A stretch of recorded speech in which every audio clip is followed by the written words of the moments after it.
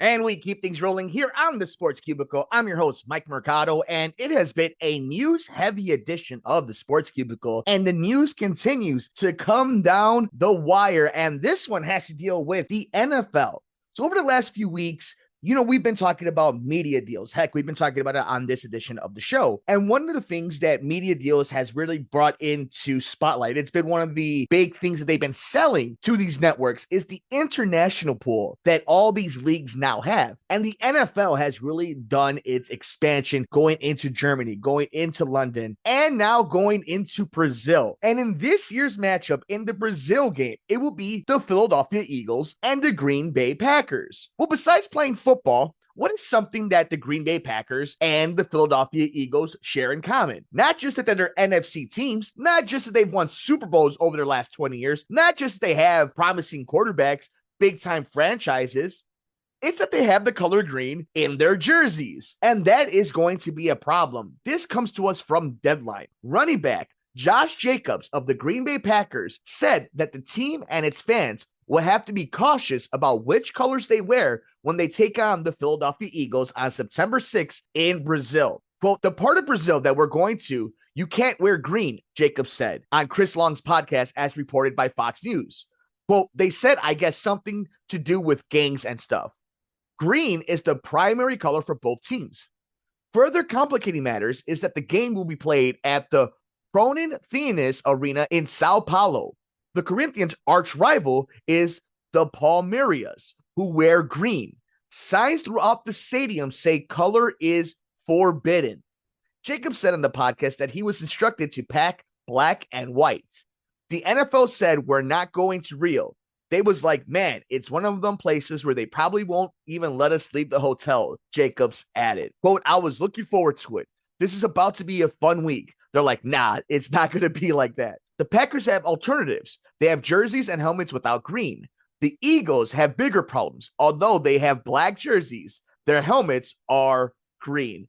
And once again, this comes to us from Deadline. The Green Bay Packers, Philadelphia Eagles may have a green problem for Brazil game.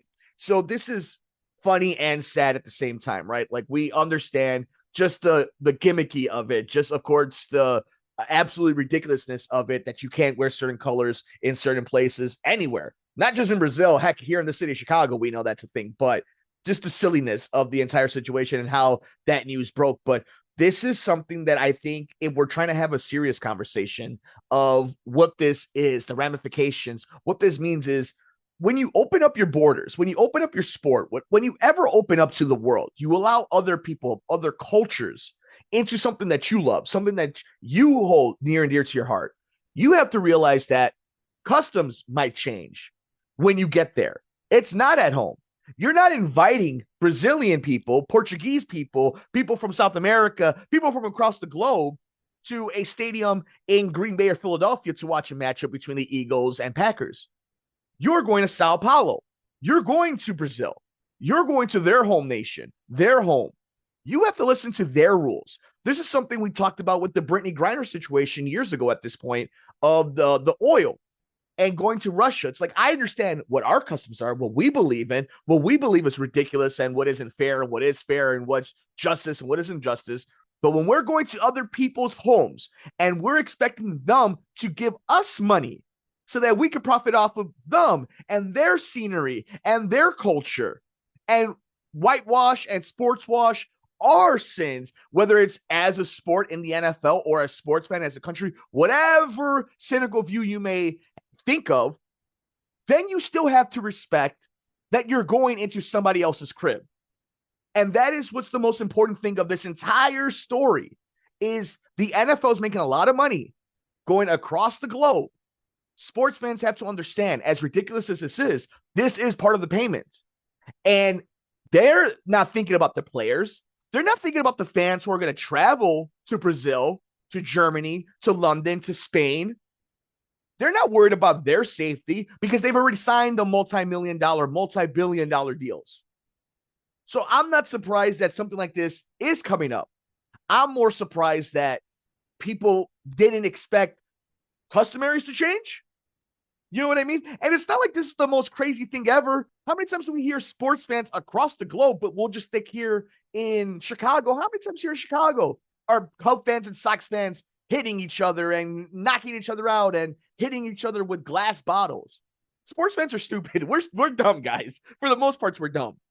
But when we're talking about nations that just have different social and economical statuses and customs, this is a story that is important, and it's going to open up the eyes to, I think, a lot of sports fans that only watch American sports, just how big the world really is. But an interesting story here that we're breaking down on the Sports Cubicle, as the Packers and Eagles need to be worried about wearing the color green in September when they head to Brazil. Ironically enough, both of them just happen to be green heavy teams. But another story in the NFL here on the Sports Cubicle. I'm your host, Mike Mercado, and we want to really hit on, and I think this is important. It is one that there is some happiness to, but all in all, it's just one of those stories that I think it bums me out. And that is what's going on with Steve Mongo McMichael, of course, Bears legend. This comes to us from ABC 7. Bears legend Steve Mongo McMichael unable to travel to Hall of Fame induction due to ALS complications. Chicago Bears legend Steve McMichael will not be able to travel to Canton, Ohio for his Hall of Fame induction due to complications from his ongoing battle with ALS, a family spokesperson said in a statement Friday.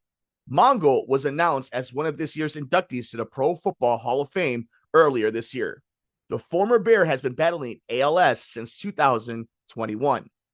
His spokesperson said organizers have made a special exception and will bring McMichael's Hall of Fame bust and jacket to his home in Homer Glen. They're also making plans for a special presentation when that happens. Quote, Steve McMichael will not be able to travel to Canton, Ohio for his Pro Football Hall of Fame induction due to complications of ALS. He has so valiantly fought the last 3 years. The Hall of Fame is making plans for presenting his honor at his home, the statement from a spokesperson read. McMichael has had multiple visits to the hospital recently, but returned to his home after receiving treatment. Again, check out the article over at ABC 7. Bears legend Steve McMichael unable to travel to Hall of Fame induction due to ALS complications. And we've talked about Mongo when he was first inducted and just the impact that he has had both on and off the field to locally here in Chicago. And, you know, not to mention what he's done nationally. Of course, we always laugh about it, but that man was a 4 horseman in the WCW and an announcer for WCW, a Hall of Famer now for the Chicago Bears, a great player in the NFL, a larger-than-life figure, and we know his impact in Rosemont, running for mayor, and all the craziness that he's done in the state of Illinois, but it's so sad that somebody so larger than life is going through this horrible disease, and, you know, we don't really talk about it here on the Sports Cubicle, but when it hits sports legends, we know it just becomes a bigger thing because it's a wider net. But this disease, the ALS, cancer, and all the other ones that absolutely devastate families and individuals, it's so sad. And we hope over the years, you know, stories like this, there's able to be money raised so that cures can be found and that legends like Mongo McMichael to everyday people, mom, dads, brothers, sisters, and uncles, children, don't succumb to this battle of ALS and all these other diseases. So shout out to Mongo. Mongo strong, a Hall of Famer, a Bears legend. Hopefully everything is okay and we get to the Hall of Fame and Mongo takes his rightful place in Canton, Ohio. And we all get to celebrate Mongo, that 85 Bears team, and of course the Bears moving forward. And moving forward, diseases like this don't take away our loved ones personally and our icons in entertainment and sports. We want to know your thoughts. What kind of impact did Mongo make for you as a sports fan, as a Bears fan, as a wrestling fan? Let us know your stories about how ALS has impacted you and how there are ways that people can help out in doing research and funding research in curing and finding cures for diseases like ALS and cancers and all these other diseases that ravage so many great people.